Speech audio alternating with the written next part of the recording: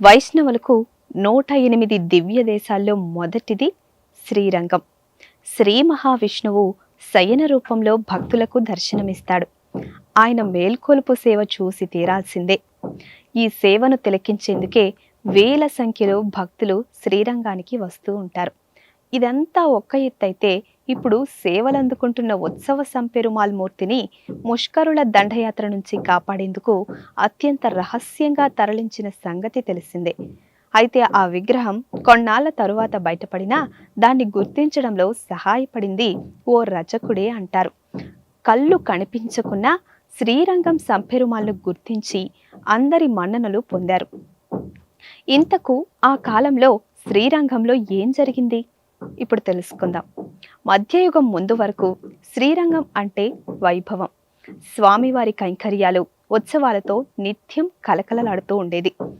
అయితే అబ్దుల్ గఫూర్ ఖాన్ శ్రీరంగంపై దండయాత్ర చేశాడు. ఆ సమయంలో పెరియ పెరుమాల్ సన్నిధిని రక్షించేందుకు ఆలయ గర్భగుడి ముందు రాతి గోడను నిర్మించారు. అనంతరం శ్రీ పిల్లై లోకాచార్యులు ఆయన బృందం ఉత్సవమూర్తి సంపెరుమాల్ను శ్రీరంగం నుంచి దూరంగా తరలించారు. దండయాత్ర జరిగిన ఆలయంలో ఎలాంటి విలువైన వస్తువులు లభించకపోవడంతో అబ్దుల్ గఫూర్ ఖాన్ అక్కడి నుంచి వెనుదిరిగాడు. అలా కాలగర్భంలో 60 ఏళ్లు గడిచిపోయాయి. ఆచార్యులు, భక్త బృందం సంపెరుమాల్ విగ్రహాన్ని తమతో పాటే వివిధ ప్రాంతాలకు తీసుకెళ్లారు.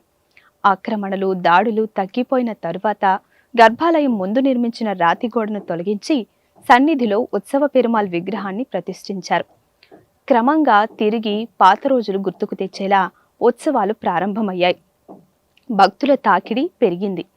అయితే ఒకరోజు కొంతమంది వర్తకులు అడవి గుండా ప్రయాణం చేస్తూ ఉండగా వారికి ఓ ప్రాంతంలో శ్రీ మహావిష్ణువు విగ్రహం కనిపించింది. ఆ విగ్రహాన్ని చూసిన వర్తకులు ఆశ్చర్యపోయారు. రంగనాథుని పోలి ఉందని గ్రహించి దానిని శ్రీరంగానికి తీసుకెళ్లి ఆలయ సిబ్బందికి అప్పగించారు. అప్పటికే సంపెరుమాల్ విగ్రహం ఒకటి ప్రతిష్ఠించి ఉండడంతో ఏ విగ్రహం అసలైందో తెలుసుకునేందుకు ఆల్వార్లు, ఆచార్యులు అక్కడికి చేరుకున్నారు. కొత్త విగ్రహం, అడవిలో దొరికిన విగ్రహం రెండు ఒకేలా ఉండడంతో ఎలా గుర్తించాలో తెలియక ఆందోళన చెందారు.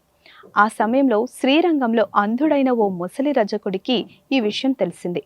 వెంటనే ఆలయం వద్దకు వచ్చాడు. తాను అసలైనది ఏదో గుర్తిస్తానని చెప్పినా భట్టర్లు పట్టించుకోలేదు. కానీ అందులోనే ఓ పెద్ద వయస్కుడైన భట్టరు రజకుడిని నమ్మి 2 విగ్రహాలను తీసుకొచ్చి అతని ముందు ఉంచారు. వెంటనే ఆ రజకుడు 2 విగ్రహాలకు తిరుమంజనం చేయాలని, ఆ తీర్థాన్ని తనకు ఇవ్వాలని కోరాడు. రజకుడు కోరిన విధంగానే 2 విగ్రహాలకు తిరుమంజనం నిర్వహించి తీర్థాన్ని రజకుడికి ఇచ్చారు. నూతన విగ్రహం తీర్థం తీసుకున్న ఆయనలో ఎలాంటి మార్పు లేదు. కానీ 2వ విగ్రహానికి తిరుమంజనం చేసి ఇచ్చిన తీర్థం తీసుకున్న వెంటనే రజకుడు ఉత్సాహంగా కేకలు వేశాడు. అసలైన విగ్రహం ఇదేనని ఎలా గుర్తించావు అని అడగ్గా, నామ్ పెరుమాల్ విగ్రహం పైనున్న బట్టల నుంచి అద్భుతమైన కస్తూరి వాసన వస్తుంది. తాను చిన్న వయసులో ఉండగా స్వామివారి బట్టలను తన తండ్రి ఉతికేవారని, అలా బట్టల నుంచి పిండిన నీటిని ప్రతిరోజు తనకు తీర్థంగా ఇచ్చేవారని అన్నారు. ఆ కస్తూరి పరిమళ వాసనను తనకు గుర్తుండిపోయిందని వివరించాడు.